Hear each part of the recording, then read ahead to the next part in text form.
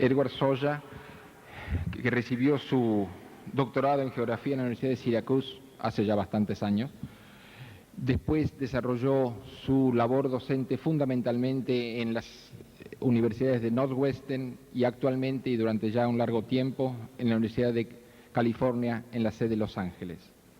Fue profesor visitante de las universidades de Ámsterdam, Cambridge, Montreal, Viena, Nairobi y Badán. Todo el mundo conoce el trabajo de Edward Soya a través fundamentalmente de su libro Postmodern Geography, traducido hace relativamente poco al portugués. Para los que hablamos español no hemos tenido la oportunidad de leer demasiado a Edward porque no ha habido traducciones realmente hasta ahora importantes.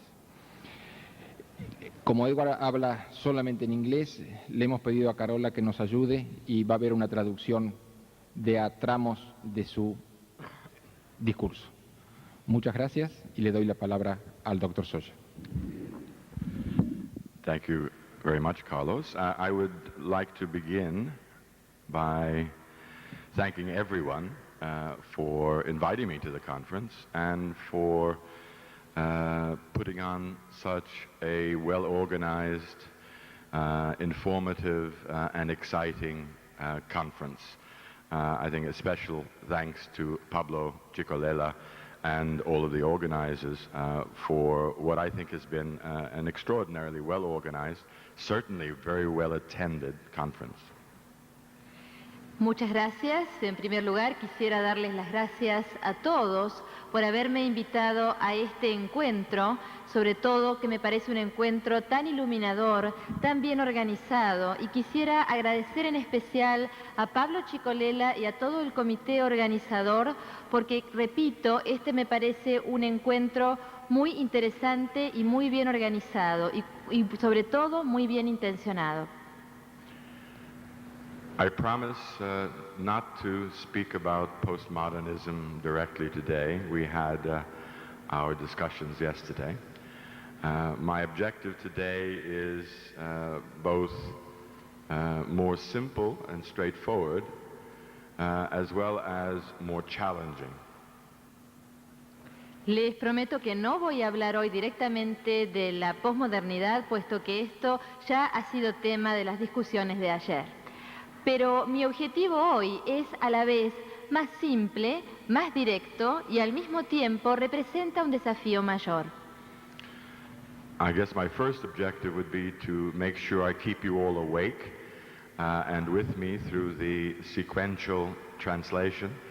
Either you go asleep in one part or go asleep in the other part. We'll try to, with Carola here, to keep it lively for you.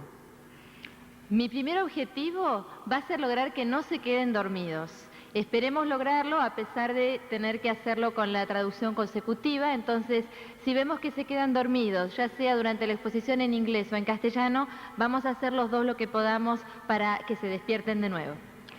What I want to do today is to encourage or to challenge you to think differently about geography, in keeping in perhaps with the conference title Territorios en Redefinición.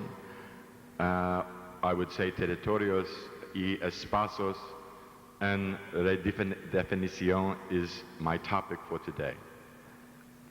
Yo quisiera, otro de mis objetivos, es el alentarlos y desafiarlos a que piensen a la geografía en términos diferentes.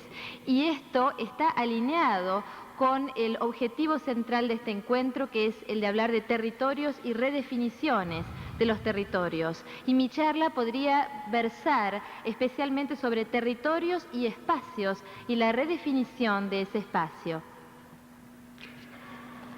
The subtitle of my talk sums up my objective, and that is to expand the scope of your geographical imagination. Broadening the ways in which you think about what I would call human geography or the spatiality of human life. Mi objetivo entonces queda resumido en el subtítulo de mi charla, que es la expansión o ampliación del alcance de la imaginación geográfica. Es decir, voy a hablar de la expansión de la manera en que pensamos a lo que yo llamo geografía humana o también la espacialización de la vida humana. I want to make very clear that I am not asking you to throw away the old ways or the established ways you think about space and spatiality and geography. I want you not to throw them away, but to build upon them, reflect upon them, perhaps even question them a little bit in the hopes of opening up your geographical thinking, your geographical imagination to another viewpoint. Quiero dejar en claro que no les estoy pidiendo de ninguna manera que echen por la borda o que dejen de lado las maneras establecidas o más tradicionales de pensar el espacio, la espacialidad y la geografía en general, sino que lo que les estoy pidiendo es que puedan basarse en esas maneras tradicionales de pensar estos temas, que puedan reflexionar sobre ellas y que puedan cuestionarlas también en pos de lograr una apertura de un nuevo punto de vista para pensar la geografía y para imaginar la geografía. Apertura is very nice, I like it. I'm going to try to organize things around 5 statements that I will put up on the screen here. Trying to get through all 5 within the time allotted may be difficult because I tend to wander a little bit, but we will come back to something concrete on the screen, and I will try to help just explain the 5 statements that I make, and if I can get through them, I will be very pleased.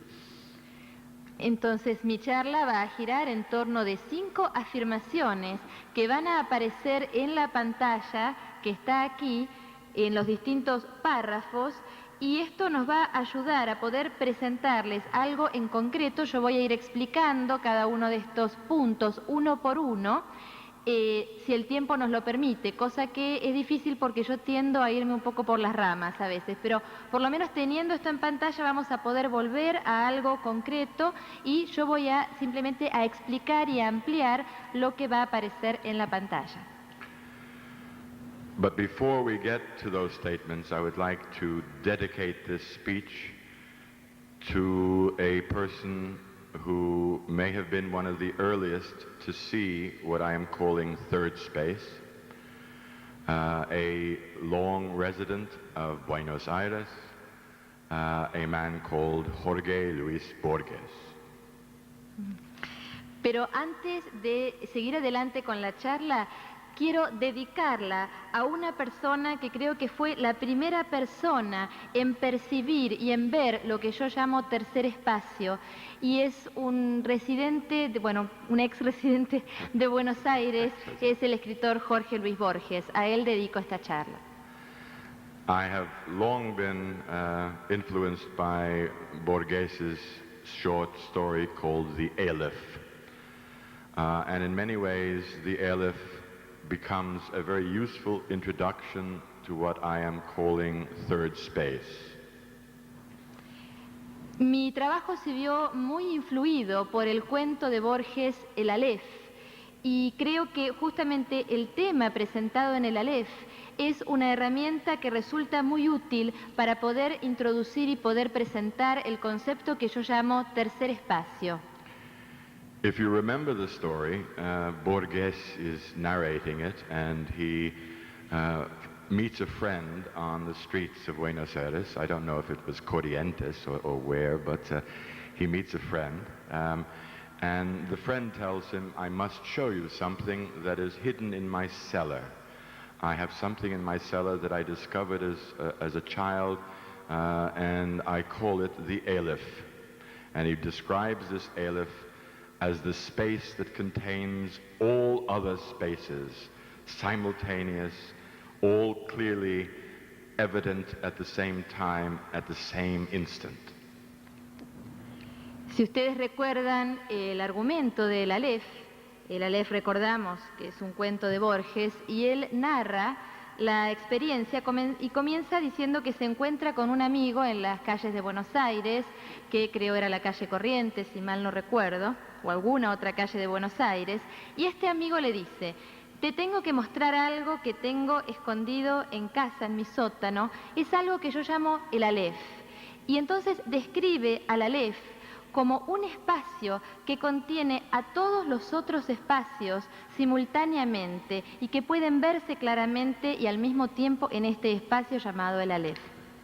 And so Borges is led down to the cellar and he sees the Aleph for the first time and finds himself driven by despair, by a feeling that he cannot describe this complex thing, this space that contains all other spaces, in words, because language is always linear and the Aleph is simultaneous all at once. Entonces Borges va con este amigo y el amigo le muestra el Aleph. Y entonces él cuenta cómo siente una sensación casi como de desasosiego, un sentimiento de no poder expresar en palabras lo que le produce el ver ese Aleph, puesto que lo que le produce ver ese espacio que contiene a todos los demás espacios, puesto que la lengua es algo lineal, mientras que el Aleph es un espacio que contiene a todos los otros espacios simultáneamente, es decir, que ocurre en forma simultánea y no en forma lineal como el lenguaje. Borges's vision of the Aleph is both too simple and too complicated for what I'm going to try to do today. It is a kind of quick introductory picture to suggest a very different way of thinking about space, and that's why I refer back to Borges in this case.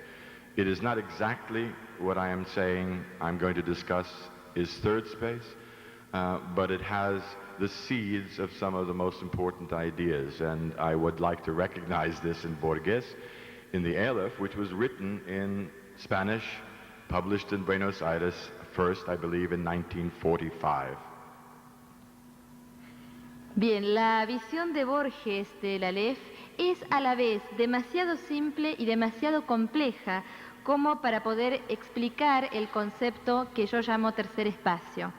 Es de alguna manera un panorama muy rápido que me sirve a mí como herramienta introductoria para presentar el concepto. Es decir, que es una manera diferente, presenta una manera diferente de pensar el espacio, y por eso es que yo quería reconocer la influencia de Borges en cuanto a que de alguna manera esto sirve para poder introducir mi concepto, que no coincide necesariamente con la forma en que lo explica Borges. Recordamos que el Aleph es un cuento publicado originalmente en castellano en Buenos Aires en 1945.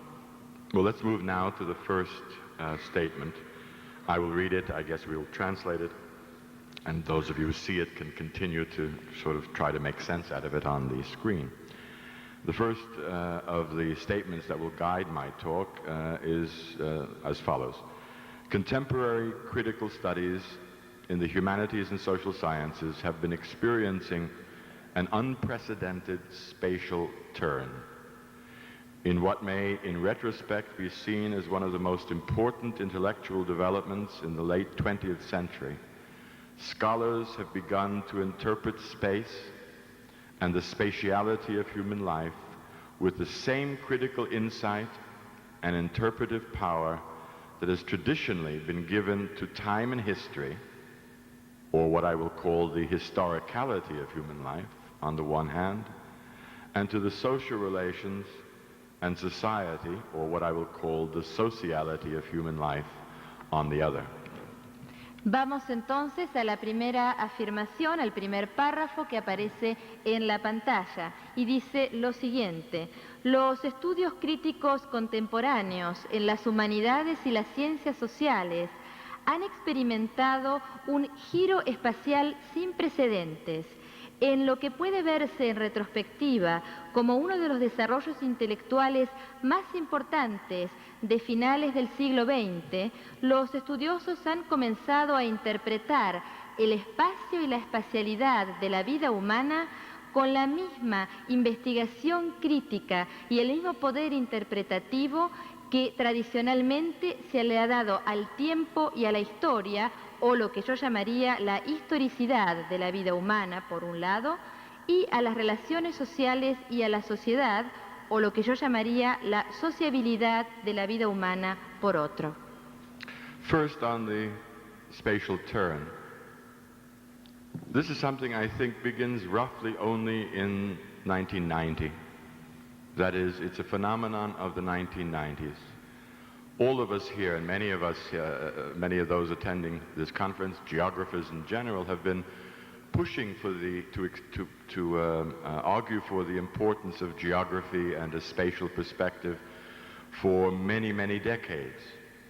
But it's without a very strong response. But I think something very significant has been happening in the 1990s. A world of people in many different disciplines are beginning not only to recognize the importance of space and geography, but to integrate space and geography into their own work in a way that I think is unprecedented and a major change over what has been the case for the past, I would say, 200 years, no longer, but 200 years. Geography and the spatial perspective is becoming transdisciplinary, is spreading to every discipline in a process that resembles very much what happened to history and the historical imagination in the second half of the 19th century. Vamos entonces a hablar primero de este giro espacial. Este es un fenómeno que se ha dado a partir de 1990, es decir, que podemos considerarlo un fenómeno de esta última década. Durante mucho tiempo, muchos estudiosos, muchos geógrafos han trabajado para destacar la importancia de la geografía y la importancia de la perspectiva espacial en los estudios durante muchas décadas, sin tener una respuesta demasiado fuerte. En cambio, en 1990 se produce una transformación en ese sentido y las diversas disciplinas comienzan a recoger a la geografía y a los estudios del espacio, comienzan a reconocerlos y a integrarlos en su trabajo transdisciplinario. Por eso podemos decir que la geografía y los estudios sobre la espacialidad han adquirido en esta última década un enfoque transdisciplinario en un proceso similar al que atravesó la historia y la imaginación histórica durante el siglo XIX. Moreover, this spatial turn, this renewed interest in the spatial perspective, is operating at every level of knowledge formation, from the most basic one of ontology and epistemology to the most immediate one of empirical analysis and social action and social practice. This spatial turn, still in its early stages, I don't want to say the turn has been completed, but this spatial turn in the 1990s is operating at all levels of knowledge formation. Este giro espacial, es decir, este interés renovado en la perspectiva espacial, se ha dado en todos los distintos niveles de formación de conocimiento, desde los más simples como la ontología y la epistemología, hasta los más recientes como los análisis de tipo empírico y la práctica social. Este giro, que no digo que haya estado ya completo, sino que está todavía en proceso, hace que durante la década de los 90 los estudios que se centran en la espacialidad se centren entonces en todos y cada uno de los niveles de formación de conocimiento. Most fundamentally, however, I think the change is growing from what can be described both as an ontological shift and an ontological struggle, a change in the way we look at the very existential bases of human life, the way we look at the ontology of our existence. Este cambio, sin embargo, creo que se ha dado con mayor énfasis en forma de un cambio ontológico, de una lucha ontológica, es decir, un cambio en la manera más básica de ver la existencia humana y de comprender la existencia humana, la experiencia humana, que es la ontología. In all of these changes, there has been what I've described once before as a kind of reassertion of the importance of space.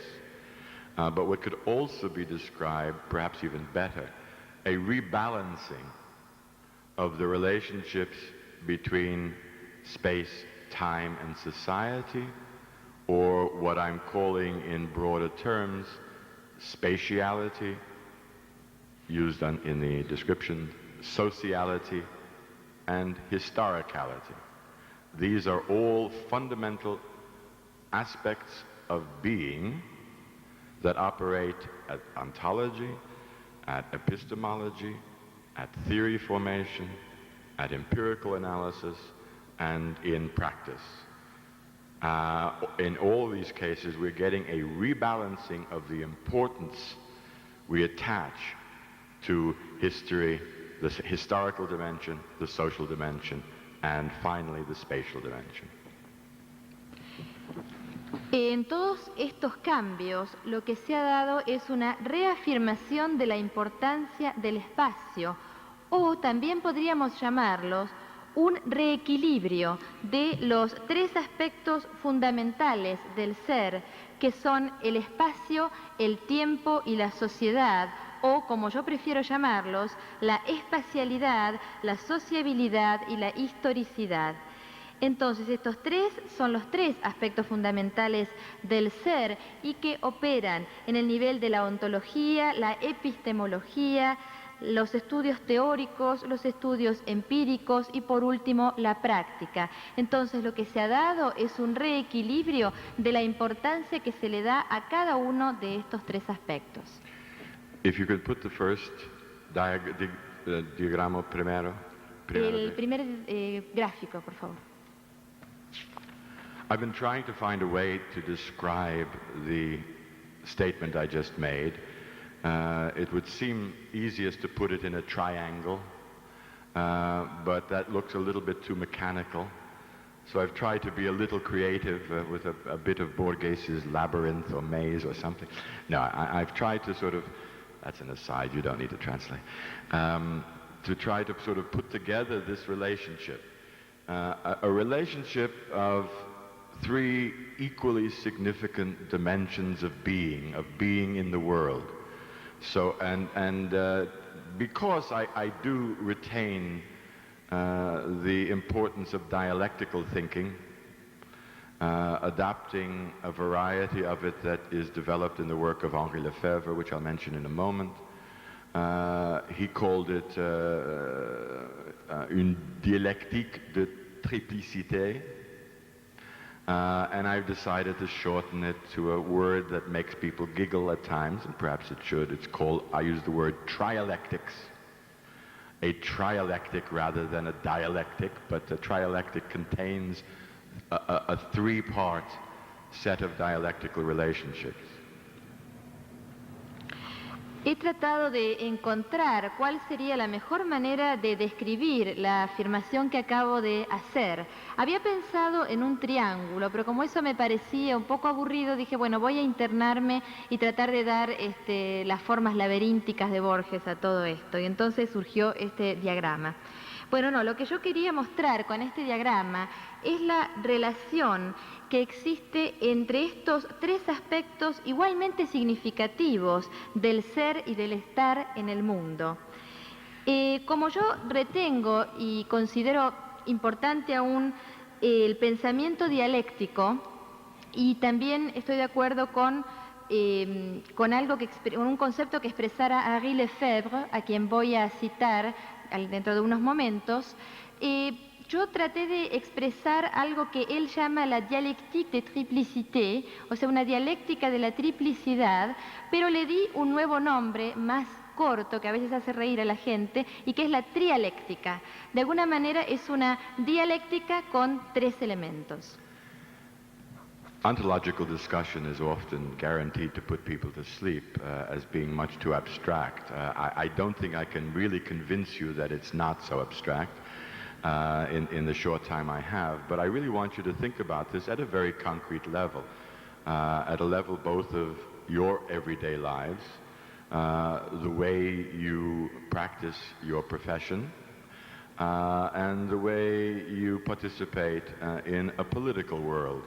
Because I think this ontological shift is related to a much wider and much more concrete and political set of changes that I want to make sure is not left out in my discussion and in your reaction.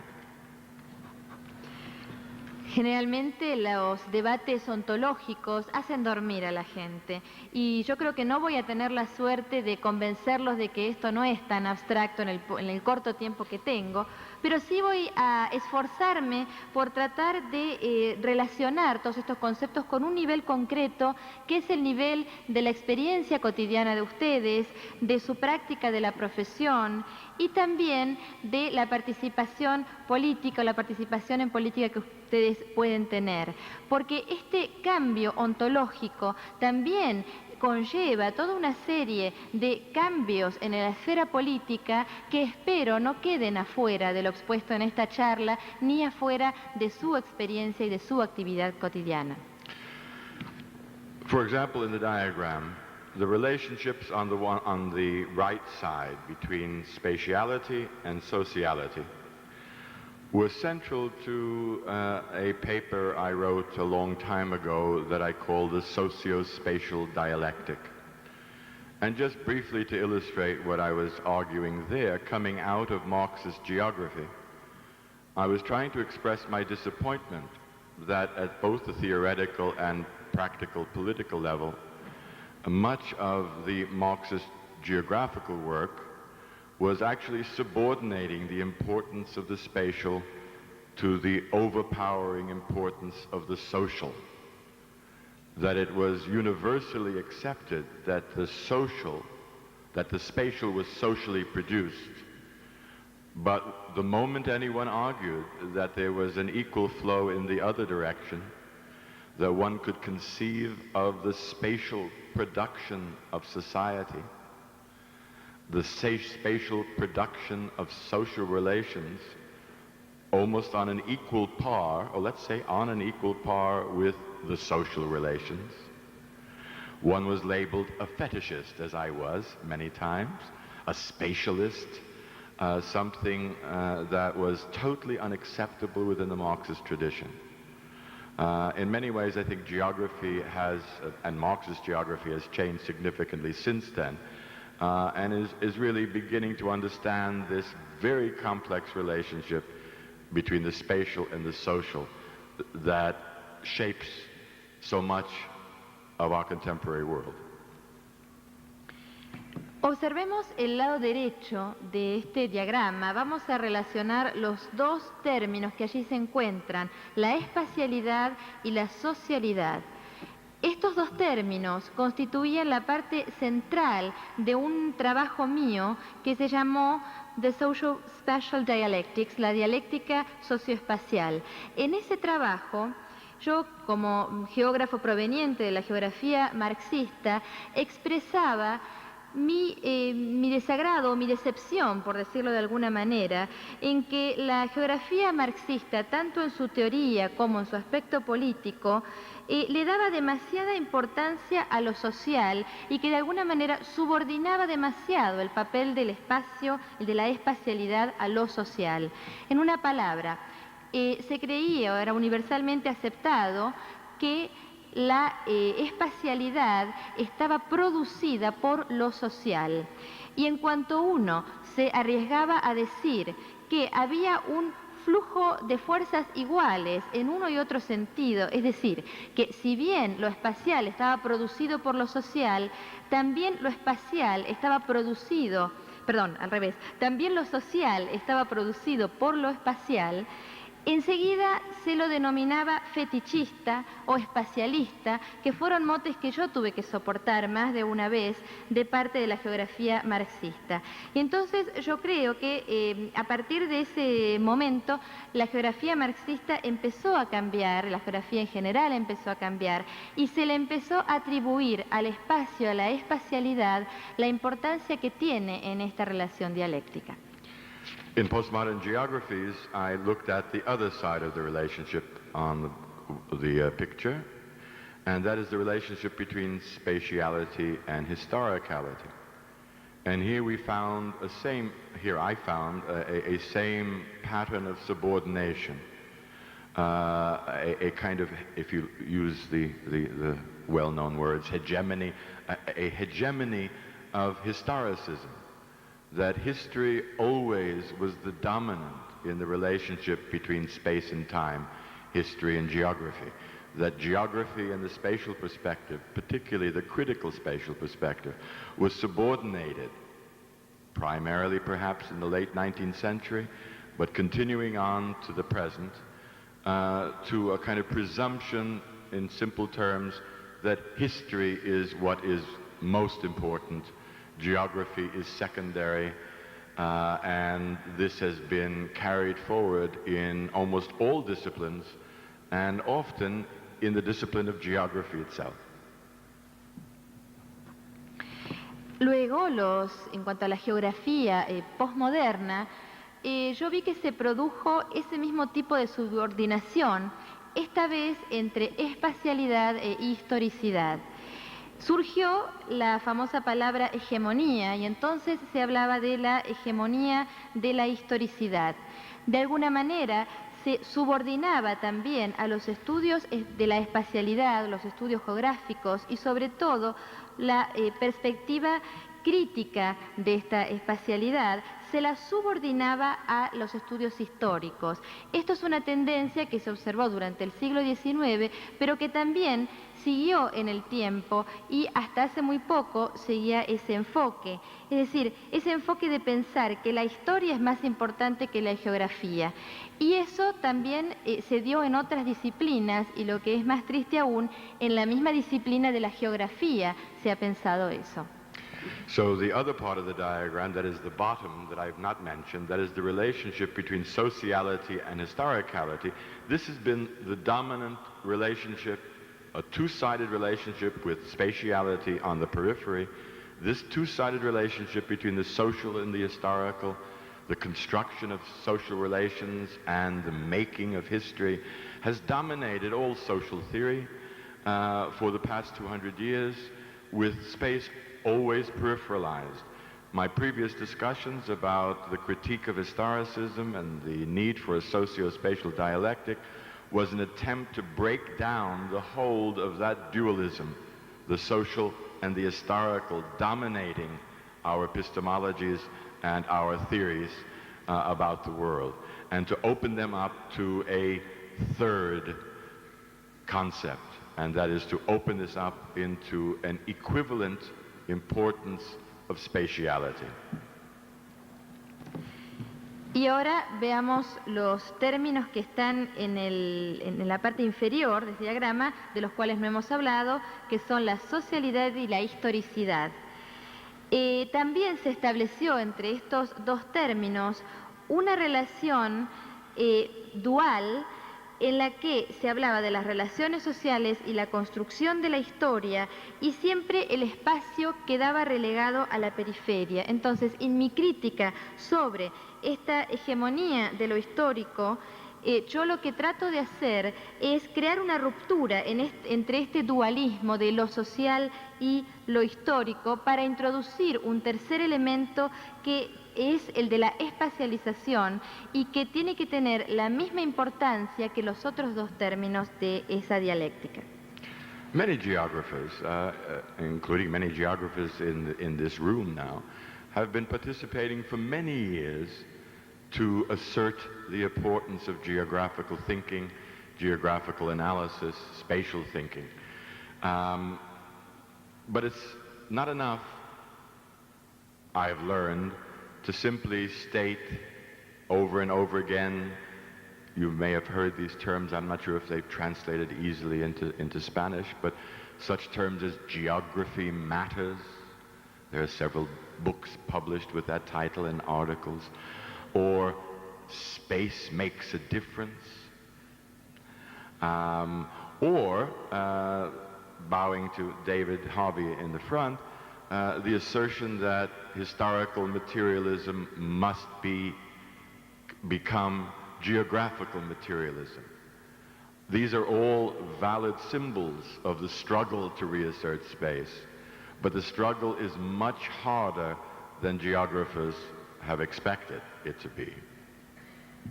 Muchos geógrafos, y seguramente muchos de los geógrafos presentes hoy en esta sala, han luchado mucho y han afirmado hasta el cansancio la importancia del pensamiento espacial, del análisis geográfico. Pero yo he aprendido con el tiempo que no es suficiente afirmar eslogans como los que hemos escuchado tantas veces y que han sido muchas veces títulos de libros, como La geografía importa, o El espacio hace la diferencia, o inclusive la lucha por convertir el material histórico en material geográfico. Si bien todos estos son símbolos válidos de esa lucha por resaltar la importancia de lo espacial, la lucha es mucho más dura, mucho más ardua de lo que los geógrafos habían imaginado. We must actively work to break open such disciplines as history and sociology, who keep the master key to historicality and sociality to make space enter. If we don't confront them, the tendency to maintain the old relation will undoubtedly stay, no matter how confident we feel about geography mattering or the importance of historico-geographical materialism. Geographers must actively confront historicism, the continuing power of historicism on one side, and that means deeply engaging not with bad historians, but with the best historians available today. And on the other side, combating what could be called at one level sociologism, a kind of dominance of a sociological perspective, but might also be called, consistent with historicism, perhaps socialism, that our theories of socialism need to be deconstructed, opened up, in order for an important spatial perspective to penetrate more deeply into the sociological and historical imaginations. Lo que debemos hacer entonces es llevar a cabo un trabajo activo para lograr de alguna manera introducirnos y poder quebrar esa hegemonía del historicismo y de la historia y la sociología, que son disciplinas que en este momento tienen la llave maestra de esa cerradura que deberá atravesar la geografía para poder insertarse en un plano de igualdad con las otras dos disciplinas. Entonces los geógrafos, no importa cuán duramente pueden pensar que la geografía importa, tienen que saber que no basta con decirlo, sino que deberán confrontar activamente a estas dos vertientes, tanto el historicismo como el sociologismo. Y para esto deberán trabajar y comprometerse no con los peores historiadores, sino con los mejores historiadores que haya disponibles, y tratar también de confrontar la tendencia hacia el sociologismo. Y también creo que para esto las mismas teorías del socialismo deberán deconstruirse y necesitan deconstruirse y abrirse para que se pueda así crear el espacio para que la geografía y los estudios sobre la espacialidad puedan insertarse. Now I want to make sure I emphasize what this struggle is about. It is not to achieve the superiority of spatial thinking, but it is to rebalance what has been imbalanced for 200 years. the balance tilting to the social and the historical and away from the spatial. This doesn't mean I'm calling for a spatialism, but I'm calling for a true balance so that everything is seen as simultaneously historical, social, and spatial, with the spatial never left out. No history that is not geohistory, but no geography that is not geohistory. And a geohistory of the social, a little sidestep. History has never had to have that word human in front of it. It disappeared in the 19th century. If you go to a history department, you don't have historical geologists talking about landforms in the past. But geography, of course, always has to be have that human in front of it. That, I think, will disappear when we begin to understand this rebalancing act. So again, to re-emphasize, what I'm calling for is this balancing, a kind of non-privileging of any one of the three. No one of the three should be privileged over the other. We must argue for a triadic, a trialectic relationship with all three in their full critical power, operating as well as we can make them operate together. I end with a question. Are geographers ready to engage in this struggle to rebalance? And I begin to wonder, and we'll go on to the next point to try to explain why I think geographers may be, despite the good news about the importance of space, may have more difficulty in dealing with this trialectic notion or with this new way of thinking about space than people in many other non-spatial disciplines. Yo quiero enfatizar y dejar en claro en qué consiste esta lucha activa que yo estoy proponiendo. De ninguna manera lo que estoy proponiendo es querer lograr la superioridad del pensamiento espacial. Es decir, no quiero que la perspectiva de la espacialidad tenga ningún privilegio sobre las otras dos perspectivas, sino creo que lo que debe lograrse es un reequilibrio de lo que durante más de 200 años estuvo desequilibrado. Hablo de la relación entre la espacialidad con la historicidad y la socialidad. Es decir, que yo no estoy bregando por un espacialismo, no es a eso a lo que apunto. A lo que apunto es a un verdadero equilibrio entre estos tres términos de esta trialéctica. Creo que debemos estudiar todos los hechos como simultáneamente históricos, sociales y espaciales o geográficos. Es decir, no hay ninguna historia que no sea al mismo tiempo una geohistoria, y de la misma manera no hay geografía que no tome elementos de la historia. Entonces, de la misma manera que en el siglo XIX desapareció de adelante de la historia la palabra historia humana, es decir, ya no se habló de historia humana, quedó simplemente la palabra historia, porque ya no era necesario utilizar esa palabra humana, porque nadie se dedica hoy a hacer estudios históricos de la geología, por ejemplo. Pero sin embargo la geografía sigue necesitando de esta palabra humana, geografía humana. Y yo creo que esta palabra humana va a desaparecer cuando se reconstruya este equilibrio, porque todos los hechos van a ser tomados al mismo tiempo en estas tres dimensiones, histórica, espacial y social. Entonces creo que ninguno de estos tres términos tiene que tener ninguna preeminencia por sobre los otros dos. Los tres términos de esta trialéctica deben tener igual poder. Ahora bien, podemos preguntarnos, ¿estamos los geógrafos preparados para esta lucha? Y bien, yo voy a desarrollar luego mi idea de que si bien tenemos por un lado la buena noticia de que se le está atribuyendo más importancia a los estudios sobre la espacialidad, por otro lado, creo que quizás los geógrafos sean quienes tengan más dificultades para llevar a cabo estos estudios de esta trialéctica que los especialistas de otras disciplinas. Could I have número 2? El párrafo 2. I'll read this again. Number 2, the geographical imagination, especially as it has developed within the spatial disciplines, geography, architecture, urbanism, continues to be confined by an encompassing dualism or binary logic that has tended to polarize spatial thinking around such fundamental oppositions as objective versus subjective, material and mental, or materialist and idealist, real versus imagined, things in space versus thoughts about space.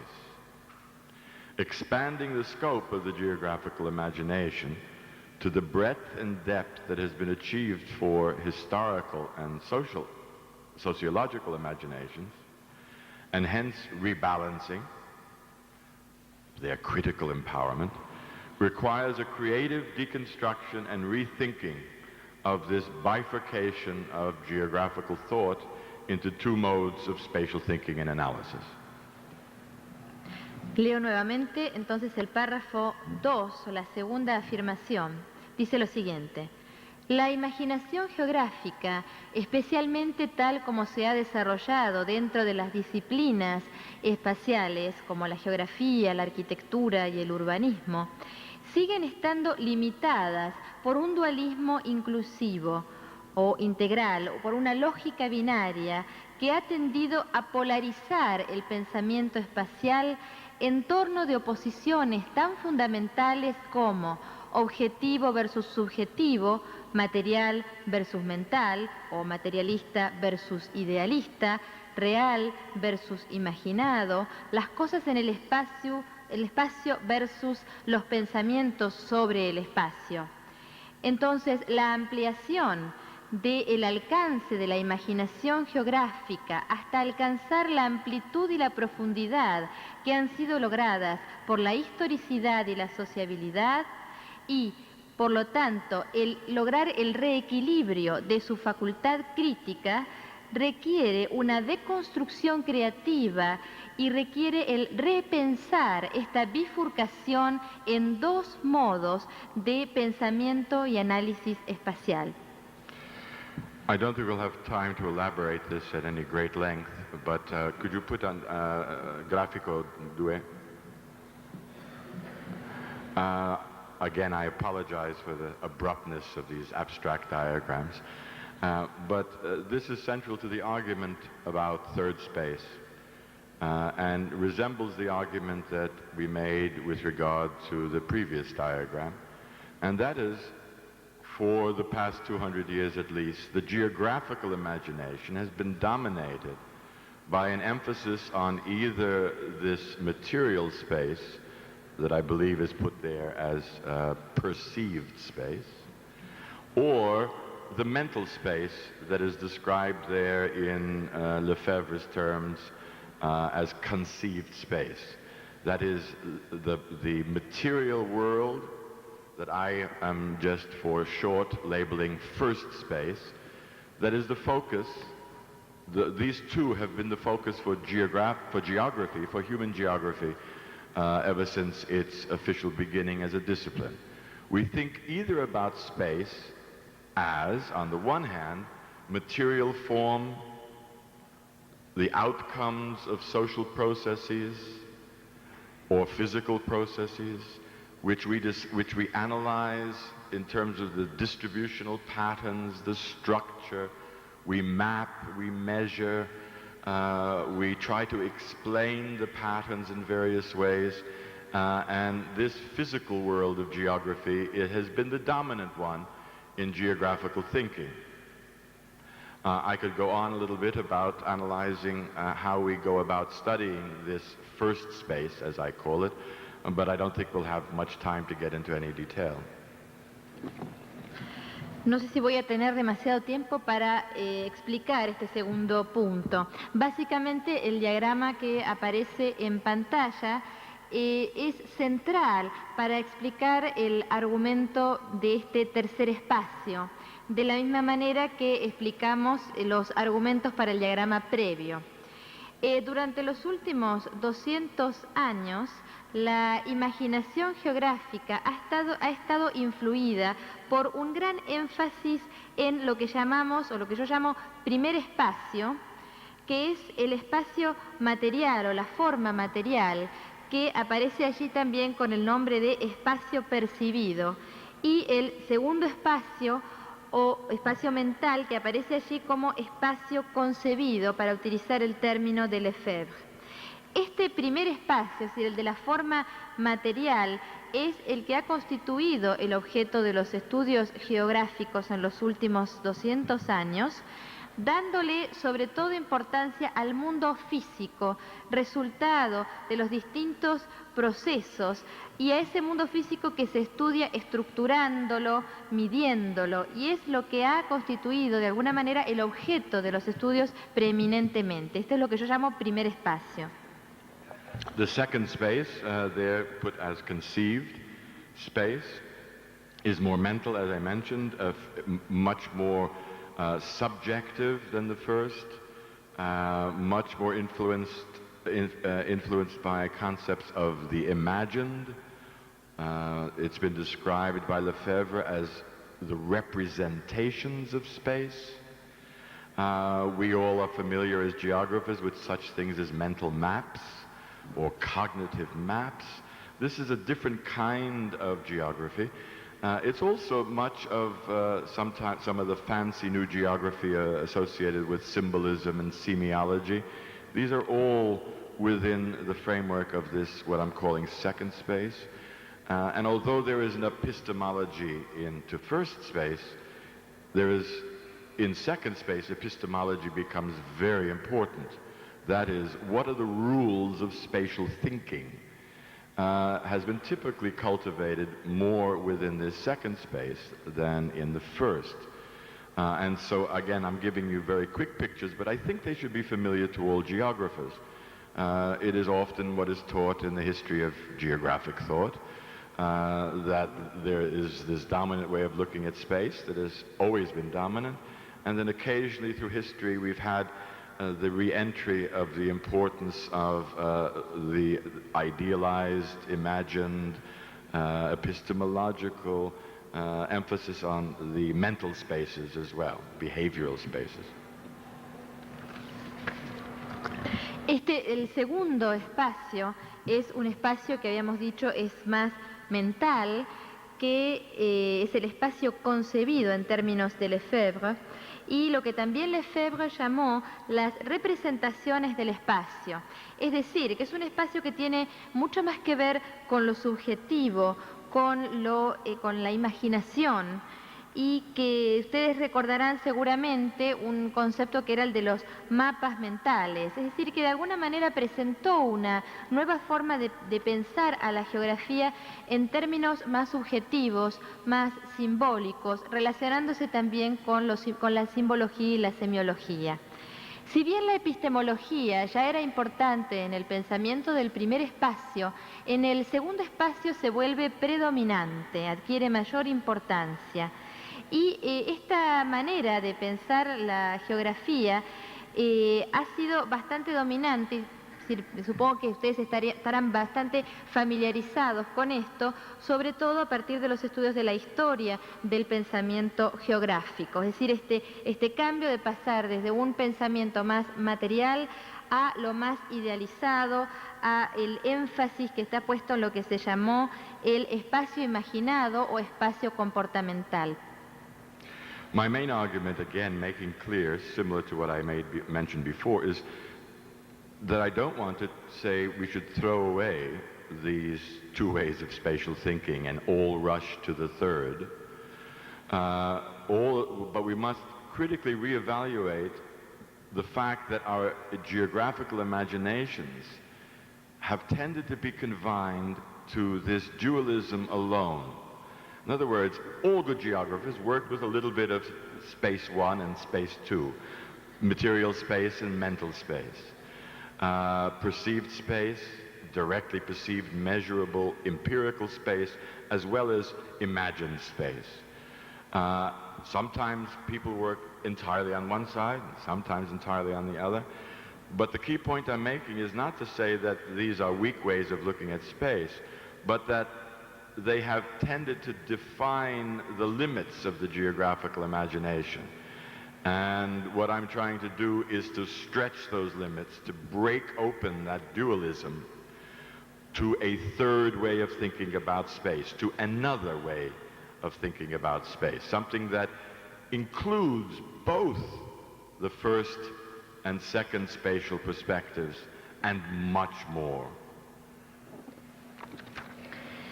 Una vez más, quiero aclarar que con esto no estoy queriendo decir que haya que dejar de lado esas dos maneras de pensar la geografía, sino por el contrario, digo que debemos hacer una reevaluación de la imaginación geográfica, que muchas veces ha estado signada por una combinación de este dualismo, es decir, se hacen estudios en los que se combina lo material con lo mental, es decir, lo percibido, lo empírico con lo concebido.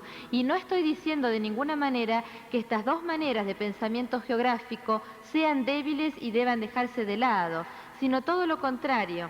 Lo que yo pienso es que esas dos maneras, ese primer espacio y segundo espacio, han definido y fijado límites para la imaginación geográfica, y yo lo que estoy proponiendo es un tercer espacio, un otro espacio, que venga a sumarse, que incluya a los otros dos y expanda. Es decir, lo que quiero es que se expanda y se amplíe esta imaginación geográfica, no que exista una limitación. The third space in this sense is labeled there lived space. This is not, we've often heard the term l'espace vécu or lived space in geography as experiential space, perhaps in empirical spaces as well as imagined spaces. But I think the concept is much larger. If you remember, I constantly made the connection back to history and historical thinking. What I'm saying here is that lived space is equivalent in its scope and complexity to lived time. In other words, for example, biography.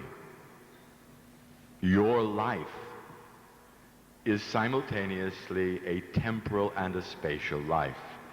And when we talk about lived space, we are talking about the full complexity. Some of it we can know and understand, some of it we will never know. Lived space is a very different way of thinking about space than geographers have traditionally been engaged in. Este tercer espacio, cuando decimos tercer espacio debería entenderse como una sola palabra, tercer espacio, es un espacio vivido, como aparece en el diagrama. Seguramente han oído hablar muchas veces del espace vécu o espacio vivido como el espacio experiencial y empírico, además del espacio imaginado. Pero el concepto es más amplio.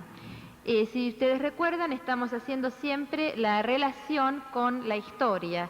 Entonces, en este sentido, podríamos decir que el espacio vivido es equivalente en cuanto a su alcance y complejidad con el tiempo vivido. O para dar un ejemplo, la biografía. Su vida, nuestra vida, es al mismo tiempo tanto temporal como espacial. Entonces, al hablar de este tercer espacio, estamos hablando de una complejidad plena y una manera totalmente diferente de pensar la geografía de lo que ha sido el pensamiento tradicional. One small point, what I'm talking about as third space is not a space in between. In other words, as many geographers have written about, a kind of continuum between materialism and idealism, and you can find your place in between, such as perhaps some of you have read the work of Robert Sack.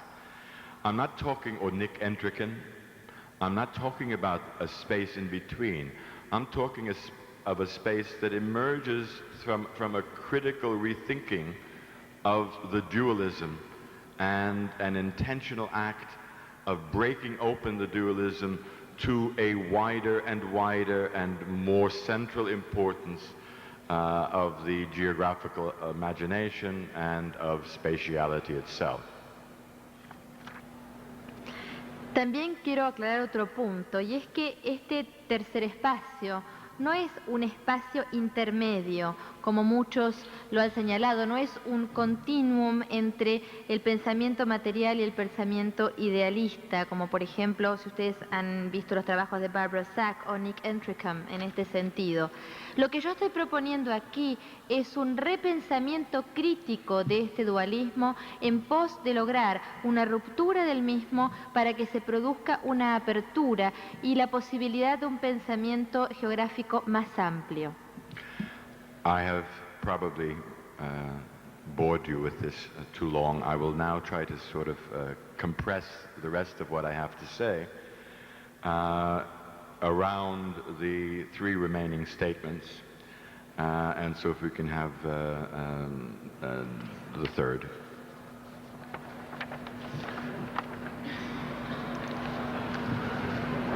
Number 3, I don't think a radical break from this confining dualism was initiated in France in the 1960s.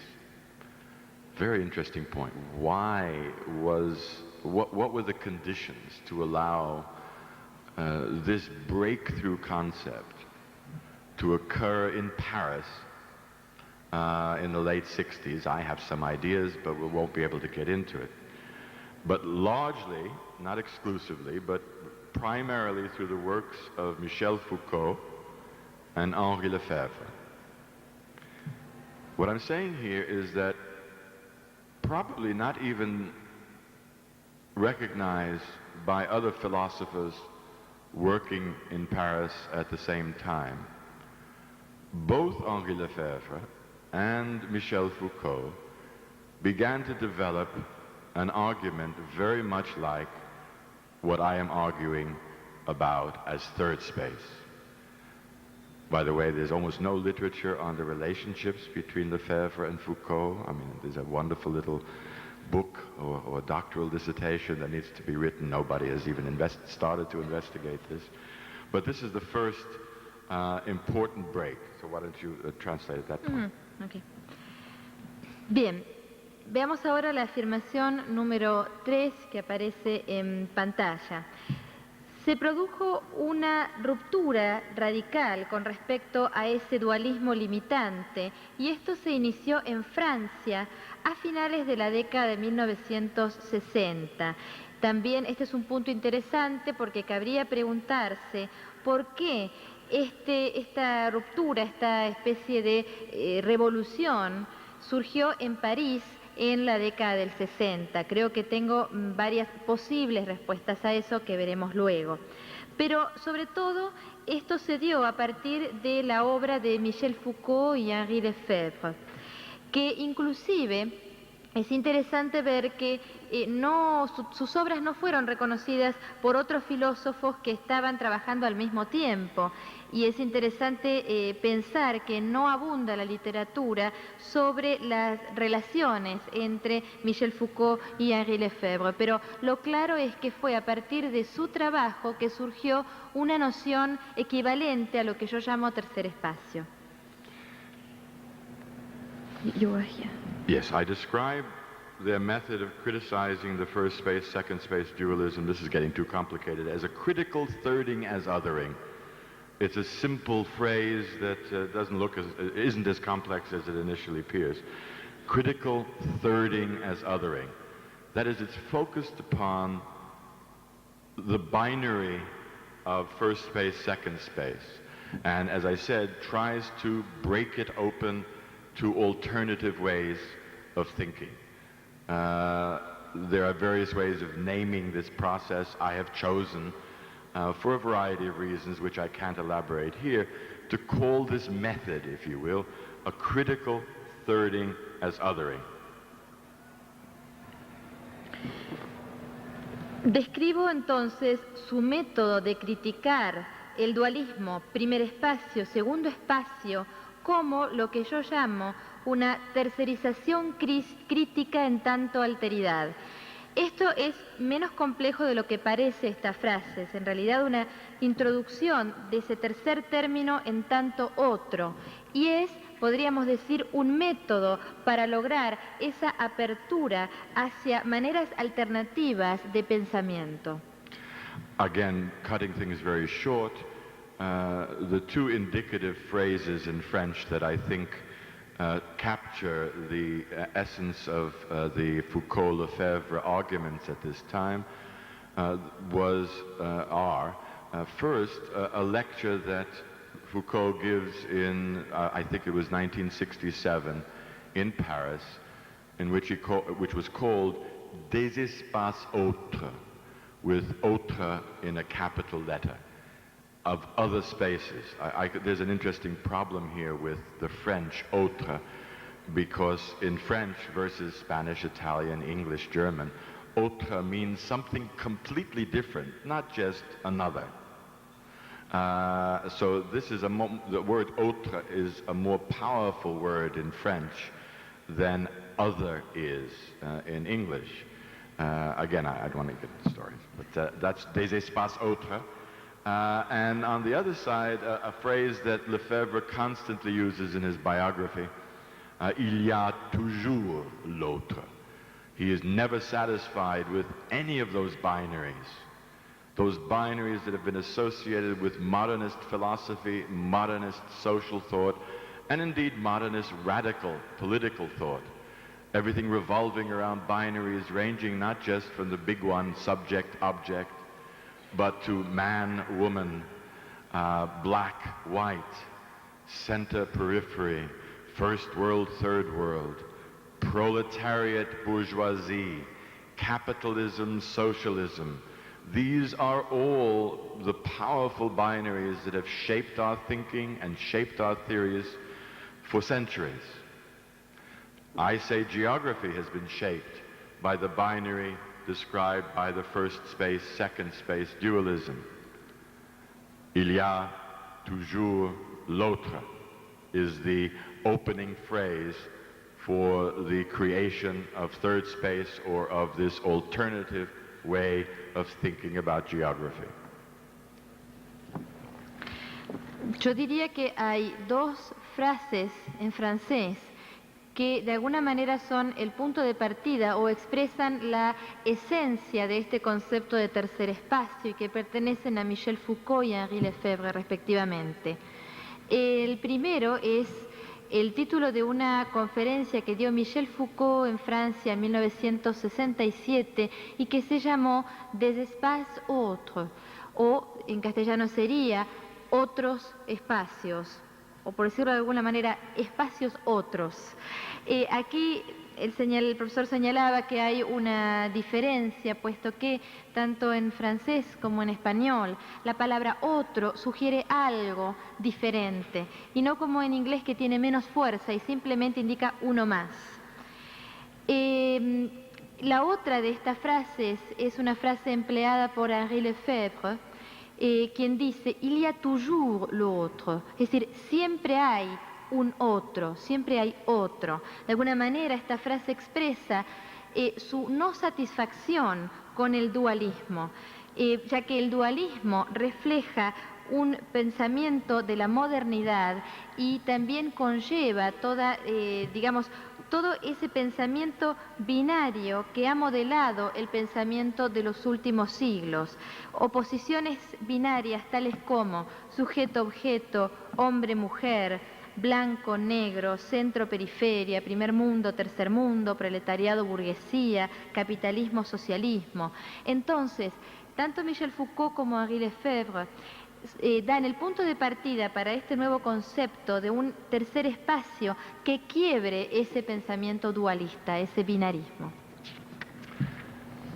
Another phrase in English has often been used to summarize the difference between these two perspectives and what was happening with this coming out of Foucault and Lefebvre and some others. And that is a kind of switch from the logic of the either-or, which is so much a part of binary thinking. You know, you must take your choice between the good side and the bad side in all of these issues, politically or theoretically. A shift from this logic of the either-or to the logic of the both and also. Combining selectively and critically both sides of the binary and recognizing that there is still more possible to come.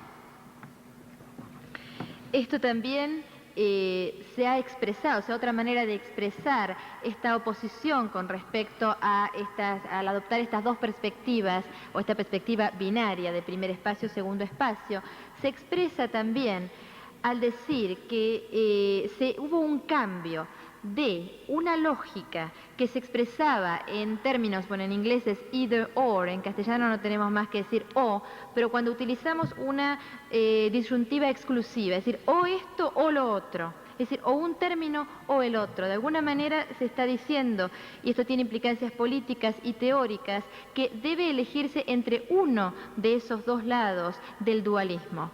En cambio, ha habido una transformación hacia una lógica del ambos y además, es decir, una fuerza, un énfasis puesto en la combinación de ambos términos de ese dualismo y además el agregado de algo más, de otra posibilidad de pensar o de llevar adelante el pensamiento geográfico. The last two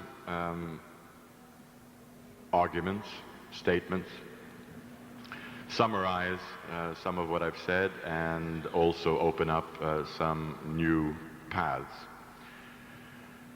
Number 4, and I will try to conclude with these two very quickly. Over the past decade, that is primarily since 1989 or so, the most creative explorations of third space, or this alternative way of thinking, or des espaces autres. Foucault also coined another word, hétérotopologie, a different space, different topology.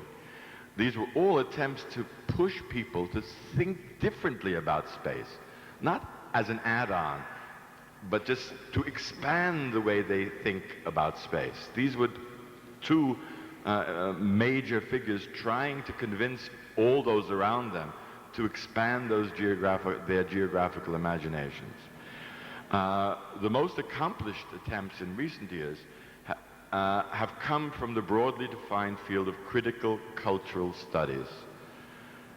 Particularly prominent here has been the work of feminist, and I would probably add to this specifically postmodern feminists, those feminists who feel comfortable with the postmodern critique, and post-colonial critics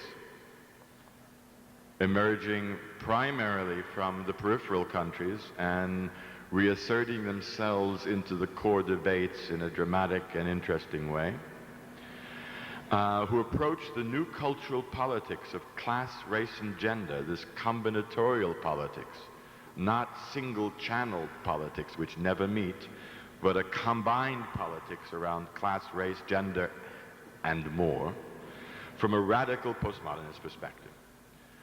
One of the accomplishments of these scholars and activists has been to make the critical spatial imagination more transdisciplinary than ever before. This also, hidden under these sentences, is the fact that geographers are not playing a very, very important and central role yet. That geographers in many ways are still bound into what they know best and have been socialized into, that traditional bilobal, two-sided geographical imagination. It is so well developed in us that it's difficult for us to expand beyond it. We cultivate those two sides so well. Our lives have been devoted to understanding either first space or second space forms of geography. That it's difficult for us to expand our imagination as geographers into this alternative way of thinking. Whereas many coming from very diverse fields, art history, English literature, comparative literature, art, poetry, photography, are beginning to understand this expanded notion of space much better than the old spatial disciplines. And some of the most exciting applications of the ideas of Lefebvre and Foucault have been coming from these scholars. I will only mention two that I think are the most prominent and among the most clever in developing their third spatial perspectives. One, again, I'm speaking largely from a US perspective here, although there are many other connections to other parts of the world.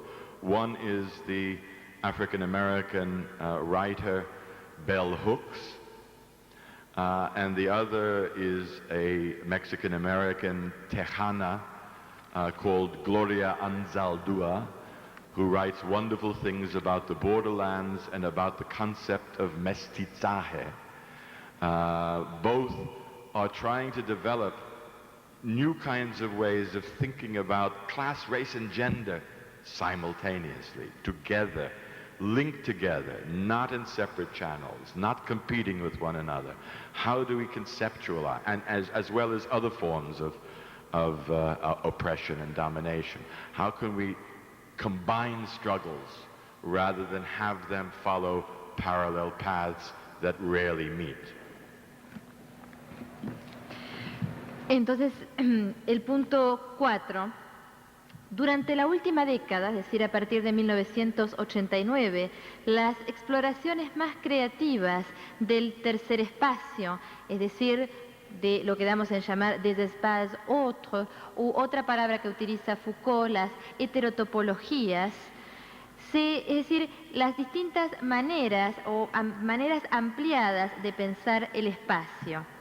Y por ende, las ampliaciones más logradas en cuanto al alcance de la imaginación geográfica han surgido de lo que se denomina en sentido amplio el campo de los estudios culturales críticos. En este sentido, resultan particularmente prominentes los estudios que provienen de la crítica feminista, sobre todo de la crítica feminista postmoderna y de la crítica postcolonial, que generalmente estamos hablando aquí de estudiosos que provienen de países periféricos y que enfocan a esta nueva política cultural de clase, raza, género desde una perspectiva posmoderna más radicalizada, es decir, que se piensa en una política combinatoria que trascienda las fronteras entre clase, raza y género. Uno de los logros de estos estudiosos ha hecho hacer que la geografía humana sea hoy más transdisciplinaria de lo que nunca pudo lograr ser antes. De alguna manera, los geógrafos no han asumido todavía ese rol crítico preponderante, puesto que los geógrafos están de alguna forma limitados en lo que conocen mejor, en ese primer espacio y ese segundo espacio. Es decir, que es tan fuerte la marca que tenemos de ese pensamiento de primer espacio y segundo espacio que se nos hace muy difícil poder ir más allá de la frontera que implica este tipo de pensamiento. Se nos hace muy difícil poder pensar en una manera alternativa y ampliada de la imaginación de los estudios geográficos. En realidad, esto se ha logrado mucho más en campos tales como el arte, la literatura, la poesía, la fotografía, quienes han comprendido mucho mejor esta noción ampliada del espacio de lo que se lo ha comprendido dentro del mismo ámbito de la geografía.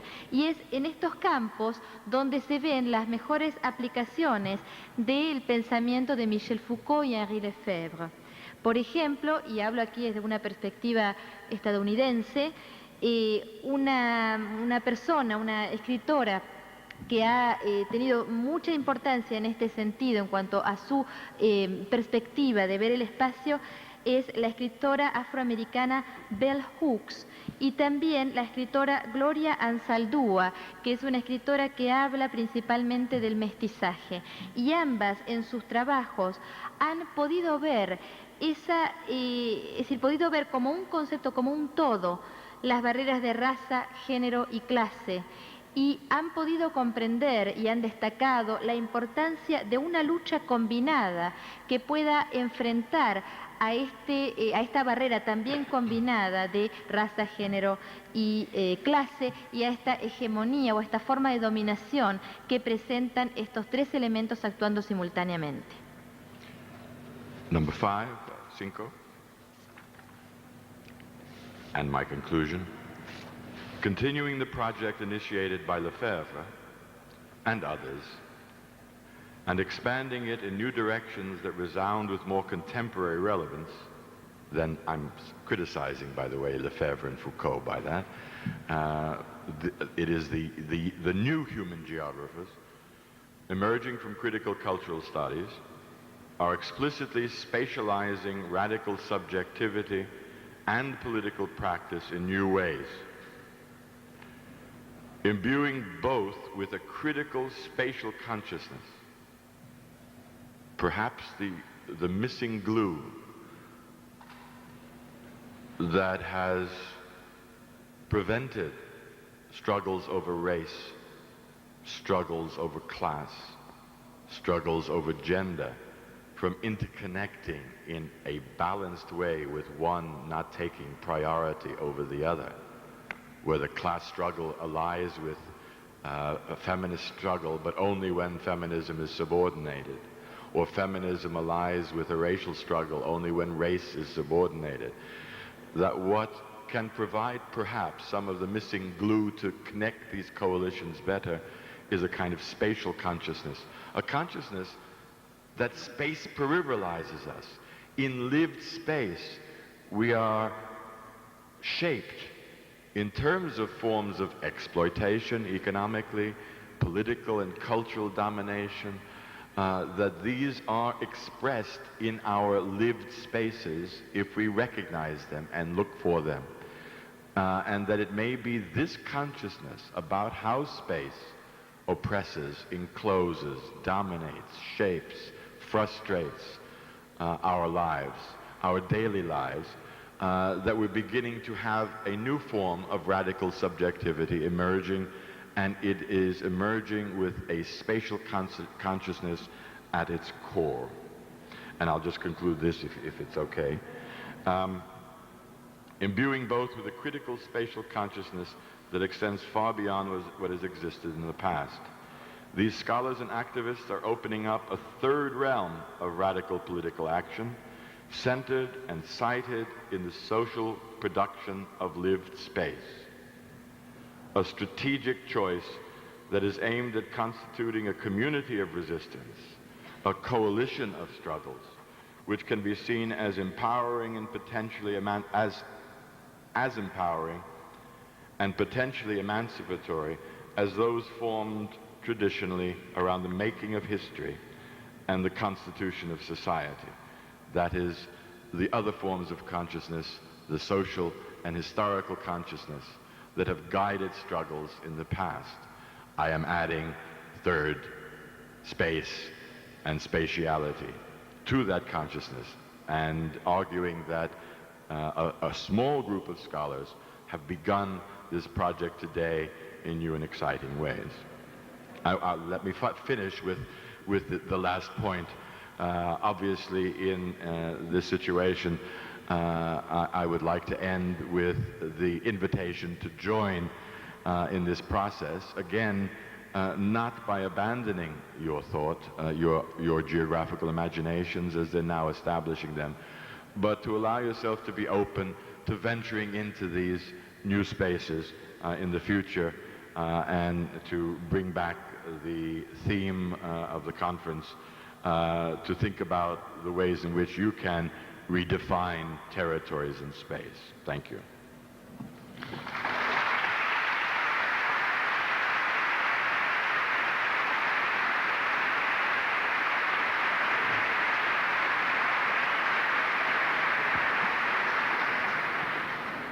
El punto 5, entonces, continuando el proyecto iniciado por Lefebvre y expandiéndolo en nuevas direcciones que resuenen con más relevancia contemporánea, en una palabra aquí estoy criticando a Michel Foucault y a Lefebvre en cierta forma, los nuevos especialistas en geografía humana que surgen de los estudios culturales críticos están espacializando explícitamente la subjetividad radicalizada y la práctica política, imprimiéndoles a ambas una conciencia espacial crítica.